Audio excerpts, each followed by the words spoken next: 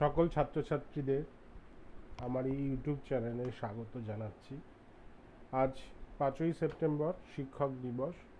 সেই হিসেবে সকল আমার যারা শিক্ষক ছিলেন তাদেরকে সবাইকে প্রণাম এবং শ্রদ্ধা জানাচ্ছি। তো আজকের আমি যে নোটিশটার সম্পর্কে বলবো, রবীন্দ্রভারতী যারা রেগুলারে পড়তে চাও, অ্যাডমিশন তাদের এম এর অ্যাডমিশনের নোটিশ দিয়ে দিয়েছে। তো আজকে আমরা সেই নোটিশটাই দেখব এবং সেটাকে একটু বোঝার চেষ্টা করব। ঠিক আছে, সেটা কি রয়েছে না রয়েছে। তো এই হচ্ছে তোমাদের নোটিশটা বেরিয়েছে, 3 তারিখ বেরিয়েছে, আজ 5 তারিখ। আমার কিছু কাজের জন্য আমি নোটিশটা একটু লেট করেই তোমাদের বলছি। পোস্ট গ্র্যাজুয়েট মানে এম এর তোমাদের ফর্ম ফিল আপ শুরু হবে 2 ইয়ার্স ডিউরিং কোর্স, 4টে সেমিস্টার থাকবে, 6 মান্থ করে থাকবে এক একটা সেমিস্টার, এবং সাবজেক্টগুলো রয়েছে বিভিন্ন সাবজেক্ট, যে সাবজেক্টে এম এ করাচ্ছে আর বিউ। সেখানে হচ্ছে কি কি সাবজেক্ট আছে দেখে নাও। বেঙ্গলি, সংস্কৃত, English, history, economics, philosophy, political science, education, geography, sociology, Hindi, এগুলো রয়েছে আর্টস ফ্যাকাল্টিতে। ঠিক আছে, এলিজিবল কি রয়েছে, গ্র্যাজুয়েশন উইথ অনার্স। ঠিক আছে, 10+2+3 মানে মাধ্যমিক, এইচএস, আর হচ্ছে তোমার গ্র্যাজুয়েশনে 3 বছর। তো এখানে এইচএস এর নাম্বার, গ্র্যাজুয়েশনের নাম্বার, তোমার মাধ্যমিকের নাম্বার, গ্র্যাজুয়েশনের নাম্বার কিন্তু গুরুত্বপূর্ণ রয়েছে। ঠিক আছে, বলছে যে ব্রেক স্টুডেন্ট কি করতে পারবে, 2 বছর। ধরো এই বছর যারা আগের বছর দ্বারা পাশ করেছে তারা এই বছর দিতে পারে। কোন কোন ইয়ার দিতে পারে এখানে দিয়ে দিয়েছে, 2024, 23 অ্যান্ড 22, এই ইয়ারের যারা এলিজেবল তারা কিন্তু এখানে ফর্ম ফিল আপ করতে পারবে। ওকে, তো 2 বছরের একটা কিন্তু ক্রাইটেরিয়া থাকে, 2 বছরের মধ্যে 22, 23 আর 24। ওকে, তো এই ইয়ারে যারা গ্র্যাজুয়েশন পাস করেছে তারা কিন্তু এম এতে দিতে পারবে, মানে M A form fill up করতে পারবে। ওকে, তো আমি দেখছিলাম যে অনেক গ্রুপে যে স্যার এইচএসে এত নাম্বার পেয়েছি, মাধ্যমিকে এত পেয়েছি, গ্র্যাজুয়েশনে এত পেয়েছি। দেখো ওগুলো কিন্তু ভ্যালিড করে, অবশ্যই ভ্যালিড করবে নাম্বারগুলো, কিন্তু একটা জিনিস কি বলতো, কত নাম্বার পেয়েছে বিভিন্ন সাবজেক্টে, বাংলা বলো, ইংলিশ বলো, সংস্কৃত বলো, একটা কাট অফ মার্কস কিন্তু ইউনিভার্সিটি একটা ঠিক করে নেয় যে 70% বা 78% বা 79 বা 80%। 80% হয়নি, আগের বারে পলিটিক্যাল সায়েন্সে বলবো 77-80% এরকম নাম্বার যারা ছিল তাদের কিন্তু হয়েছে অ্যাডমিশন, এবং পরেও অনেক লিস্ট বেরোয়। ঠিক আছে, একটা লিস্ট বেরোয়, তারপরে আবার ওয়েটিং লিস্ট থাকে, ওয়েটিং আর করতে হয়, কেন সবাই তো আর ক্যালকাটা ইউনিভার্সিটিতে যে রবীন্দ্রভারতীতে পড়বে না, বিভিন্ন অন্যান্য ইউনিভার্সিটি যে চান্স পায় চলে যায়। তো সেই জায়গাটা ফাঁকা থাকলে সেই জায়গাটা আবার পূরণ হয়। তো এইরকমভাবে আগের বারে দেখেছিলাম 78 বা 77, 75 এরম কাট আপ গেছে। ওকে, কেন তোমরা জানো যে করোনার সময় ভালোই নাম্বার পেয়েছিল, এবারেও ভালো নাম্বার পেয়েছে অনেকে। তো সেই হিসাবে কিন্তু কাট আপটা বেশি ছিল। তো অবশ্যই এটা ভ্যালি তো করেই অবশ্যই, কিন্তু তারপরেও একটা ইউনিভার্সিটি একটা কাট অফ কিন্তু নির্ধারণ করে, সেটা তোমরা যখন লিস্ট বেরোবে, লিস্ট দেখলেই বুঝতে পারবে।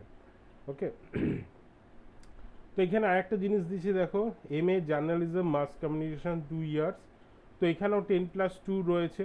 ঠিক আছে, এবং যারা যারা এই ইয়ারে যারা পেয়েছে তারাই দিতে পারবে।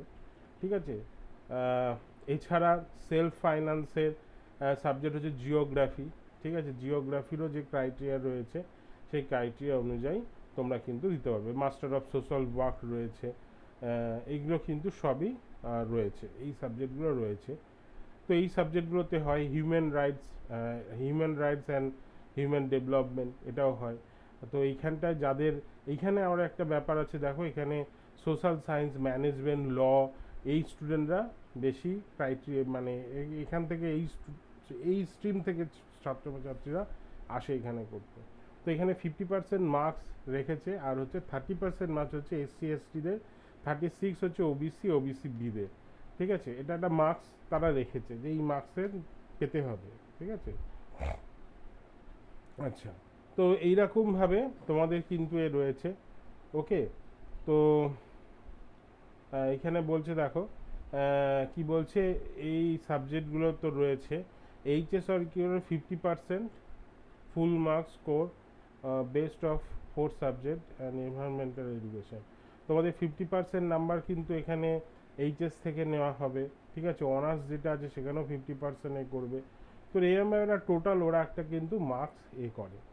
ওকে, এখানে সেটা ভালো করে দিয়ে দিয়েছে। তো এইভাবে কিন্তু তোমাদের ভর্তির প্রক্রিয়া শুরু হবে। তোমরা ফর্ম ফিল আপ শুরু করে দাও, ঠিক আছে। ফর্ম ফিল আপ হবে, এবং যারা ধরো দিতে হবে অ্যাডমিশন টেস্ট, যাদের দিতে হবে এই যে অ্যাডমিশন টেস্ট, তাদের অ্যাডমিশন টেস্টে বলে দিয়েছে রাইটিং থাকবে আর ভাইবা থাকবে। রাইটিং আর কি থাকে, ভাইবাও থাকে। ওকে, তো রাইটিং ভাইবাতে তোমাদের থাকবে কত, 60%, অ্যান্ড ভাইবা হচ্ছে 20%। এইভাবে কিন্তু তোমাদের 80% মার্কসের পরীক্ষা হবে, রিটেন টেস্ট আর এগুলো, ঠিক আছে। তো এইখানে রিটেন টেস্টের 40% নাম্বার মধ্যে 30% এসসি এসটি এবং 36% ওবিসি এটা থাকে। এটা আর বলার কিছু নেই আমার, তোমরা একটু দেখবে এই জিনিসটা। ওকে, নোটিশটা ভালো করে দেখে তোমরা কিন্তু এখানে ফর্ম ফিল আপ শুরু করে দিও, ফর্মটা ফিল আপ করে দিও। এবং তোমাদের কিন্তু অক্টোবর অক্টোবরের থেকে ক্লাস শুরু হবে। ওকে, তো সেই হিসাবে তোমরা করো। আর আমি এখানে online offline political science history পড়াই, রেগুলার এবং ডিস্টেন্সে রবীন্দ্রভারতী। তো তোমরা যদি কেউ আমার কাছে পড়তে চাও অবশ্যই আমার সাথে যোগাযোগ করো। আমার নাম্বারটা এখানে দিয়ে দিচ্ছি, তোমরা একবার দেখে নিও। এই নাম্বারে ফোন করো।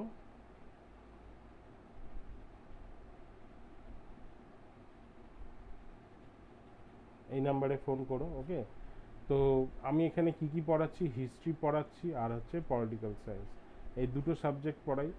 আমার কোচিং সেন্টার সোনারপুর আছে, বারুইপুর আছে, সুভাষগ্রাম রয়েছে, আর কলেজ স্ট্রিটে আমাদের নতুন একটা কোচিং খোলা হয়েছে ছোটোখাটো।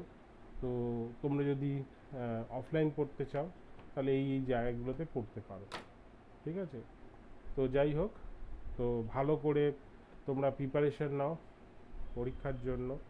এবং আমি আরেকটা ইউটিউবে চ্যানেল খুলছি নতুন, সেটা হচ্ছে চাকরির জন্যে, চাকরি বাকরি যারা করবে গভর্নমেন্ট সার্ভিসের জন্য, সেখানেও আমি ফ্রিতে, একদম ফ্রিতে সেখানে ক্লাস হবে।